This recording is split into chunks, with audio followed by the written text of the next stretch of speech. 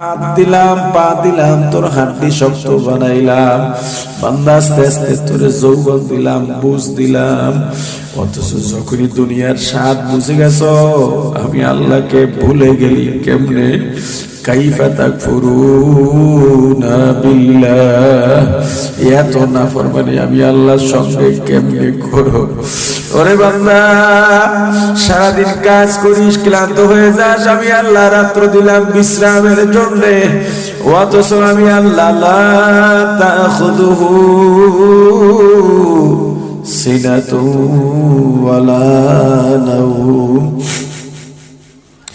আমি আল্লাহ ঘুমাই না, তন্দ্রায়ও যাই না। কেন জানিস? ওরে বান্দা, তুই যদি রাতে উঠে আমাকে ডাক দিস, আর যদি আমি আল্লাহ ঘুমায়া থাকি, তোর ডাকে কে সাড়া দেবে বল? কিন্তু বান্দা, আমি আল্লাহ শেষ রাতে প্রথম আসমানে চলে আসি, তোকে ডাকি, আয় বান্দা আয় আয়।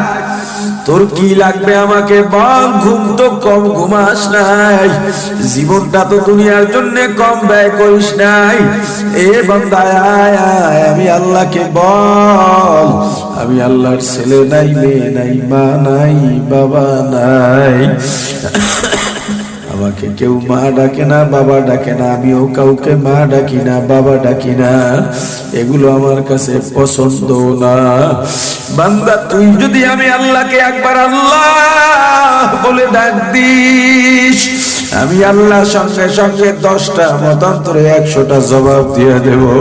বান্দা, তোর অপেক্ষায় রইলাম। তোরে আমি তাহাজ্জুদে পাই নাই, ফজরে পাই নাই, জোহরে পাই নাই, আসর মাগরিব এশায় পাই নাই।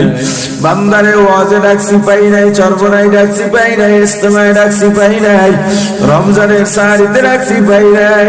ওরে বান্দা, তোরে আমি দরুদে ডাকছি পাই নাই, জিকিরে ডাকছি পাই নাই। কিয়ামতের ময়দান ভুলা যাস না।